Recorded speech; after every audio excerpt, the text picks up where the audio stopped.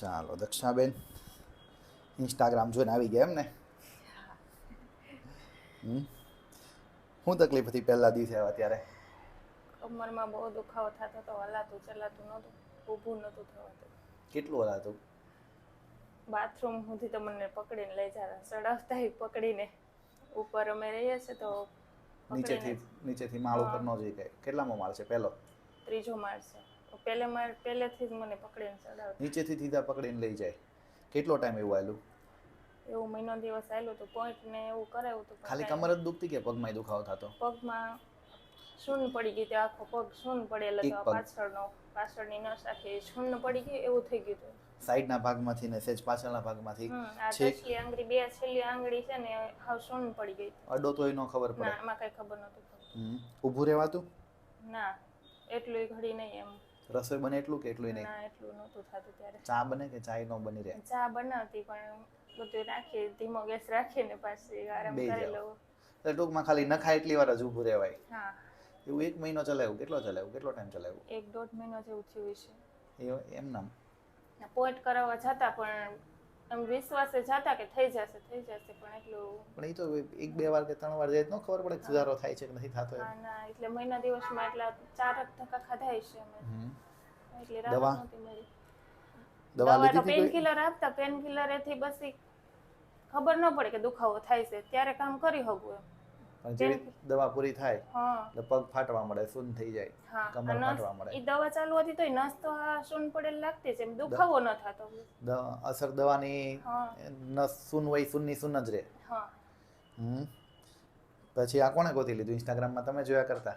ઇન્સ્ટાગ્રામમાં સાયટિકાનું કીધું ને એટલે પછી ગૂગલ ઉપર સર્ચ કર્યા જ રાખતી ના લક્ષણ શું છે, શું તકલીફ છે, કેવી કસરત કરવી જોઈએ, એવું બધું ટેન્શન આવી ગયું હતું થોડુંક. એટલે વધારે ટેન્શન એટલે જવાબદારીની વાત કરીને તો જવાબદારી બહુ મોટી છે. તમારે સાસુ ને ઘરડા સાસુ, પછી એમના મોટા ભાઈ છે એ માનસિક બીમારી વાળા છે તો એમને પણ સાચવવાના.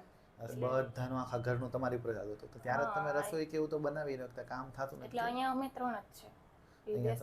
ત્રણનું તમારથી કામ થતું ના, એટલે આડોશ પડોશ વાળા ને રહે છે મારા માસી સંબંધી ને એ લોકો બધું કરી જતા. કપડા હસબન્ડ ધોતા, હું ન ધોતી. કપડા ઈ જ ધોતા. બધું કામ એવી રીતે કરીને કર્યું. એવી રીતે મહિનો કાઢ્યો. આજુબાજુ વાળા હતા ને એટલે હેલ્પ કરતા બધા. સારા. એવું થવા મળ્યું છે ને કે એમ સારું થશે ને થશે કે નહીં? ટેન્શન આવી ગયું, બહુ ટેન્શન આવી ગયું. ઓપરેશન આવશે કે નહીં કે એવું થઈ ગયું છે ને. પાછો છોકરો નાનો ને એટલે થોડુંક વધારે કેમ મોટા કરશું એમ. ઇન્સ્ટાગ્રામ પર જો તમને એમ કેમ વિશ્વાસ આવે કે હવે જાવું કે મને થઈ જશે કે આ તો બધા કે નહીં? આ એક જ નતું જોયું, એમ ઘણી ક્લિનિક જોયા હતા એમ, પણ આમ રિવ્યુ ને એવું બધું જોયું ને કે સારું છે એમ. પછી આ ઓફિસેથી આને વાત મળી હતી કે ના સારું છે એમ, કે પેશન્ટ 1-2 પેલા દિવસે હું અહીંયા આવી ને તો બાજુવાળા પેશન્ટ હતા એ મારે વાત કરી હતી કે ના કે અમારા કુટુંબના જે કે લોકો ફેમિલી વાળા 4 કે સારવાર લઈ ગયા છે, સારું છે એમ. એટલે થોડોક બહાર આવીને બીજાને પૂછ્યું કે કેમ થાય છે એમ. અહીંયા પેશન્ટે વાત કરી હતી. એ તો કરે જ બધા એવી રીતે આજુબાજુમાં તપાસ તો કરે જ ભાઈ. ના, તમે પહેલી વાર આવ્યા છો, તમે કેટલામી વખત આવ્યા છો એમ. થઈ કેવી રીતે? તો ના કે હું 4-5 વખત આવી છું અને મારા ફેમિલીમાંથી પણ સારવાર લઈ ગયા છે. આપણે 8મી વાર છે. અત્યારે કેમ છે તકલીફમાં? બસ સારું છે, બધું કામ કરી શકું છું. 1-1.5 કલાક હરવા ફરવા, હાલું ચાલવા પણ હું જાઉં છું બહાર ફરવા. રસોઈ બનાવો બધી? કપડાં મારા 3ના હું 3 વખત આવ્યા ને પછીથી કપડાં ધોતી પ્લેટફોર્મ ઉપર. હવે બાથરૂમમાં પાટલે બેસીને રેગ્યુલર ધોઈ એમ ધોવો છો? વચ્ચે થોડોક આરામ કરવો પડતો પણ હવે આરામ નથી કરવો પડતો. પગમાં ખાલી ચડે? ના, હવે એટલી તકલીફ નથી. પગ ફાટે એવું કઈ? ના. ઊભા રહેવાય, હલાય ચલાય? નીચે બેહાઈ જાય થોડીક, એમનેમ હજી એટલું બેસતી નથી. વધારે વાર બેસો તો દુખાવો થાય. એ જે દુખાવો થાય ને એ થોડોક સ્નાયુનો દુખાવો કહેવાય.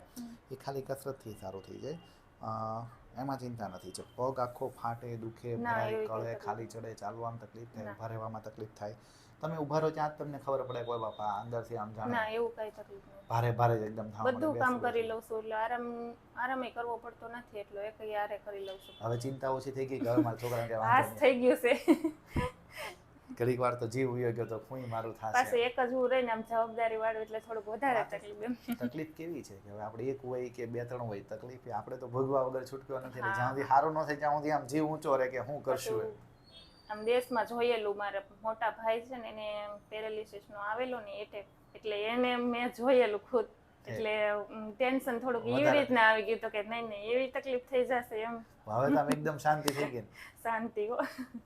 તો વાંધો અને તમે ફી માફ કરીને થોડીક એમાંય અમને રાહત થાય એમ સારું કહેવાય એમ તમારો આભાર. એ પાછું કારણ કેવું કે છે અમારી એટલા વચ્ચે એક જ કામમાં વાળા છે એમ. એ પાછું પેશન્ટની પરિસ્થિતિ પર આધાર રાખે. આપણે જોઈએ તો ખબર પડી જાય કે પેશન્ટની પરિસ્થિતિ નબળી છે હા એટલે તો ધંધો એ હાલતો આપણે નથી કોશિશ એમ. કરીએ એમ. મેં એટલા માટે ખરેખર તમને છે ને આ પરિસ્થિતિમાં MRI ની જરૂર પડે કે ભાઈ આ ઓછું ન કહેવાય વધારે જ કહેવાય એમ.